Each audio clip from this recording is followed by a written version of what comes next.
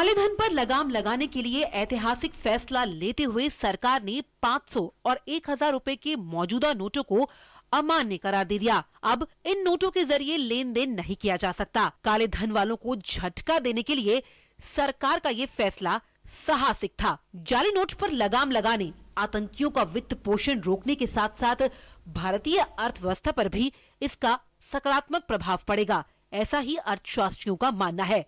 माना जा रहा है कि सबसे बड़े आर्थिक बदलाव के रूप में विमुद्रीकरण जीएसटी को भी पीछे छोड़ देगा। आइए जानते हैं कि नोटबंदी का जीएसटी पर कितना असर पड़ेगा। केंद्र सरकार को शीतकालीन सत्र में गुड्स एंड सर्विसेज टैक्स से जुड़े 3 बिल पेश करने हैं।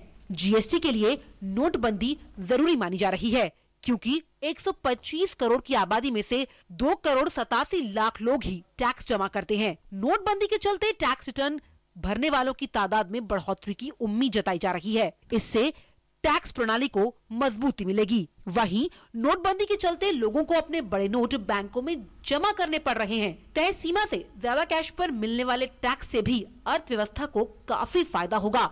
अभी सेंट्रल एक्साइज के तहत बिजनेसमैन को जो इनकम टैक्स में छूट मिलती है, जीएसटी लागू होने पर ये छूट काफी कम हो जाएगी और टैक्स रेवेन्यू भी बढ़ेगा। अप्रैल 2017 से जीएसटी लागू होने जा रहा है।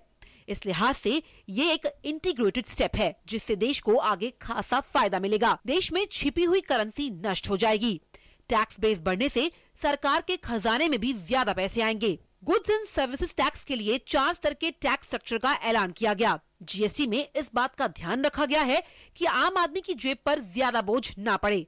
साथ ही एक देश एक टैक्स को सार्थक बनाने की दिशा में जहां जीएसटी एक अहम भूमिका अदा करेगा, वहीं नोटबंदी की मदद से कर के मोर्चे पर और पारदर्शिता आएगी। वित्त मंत्री अरुण जेटली ने साफ किया कि बड़े नोटों के बंद होने से भारत आर्थिक तौर पर मजबूत होगा और देश का भविष्य उज्जवल बनेगा।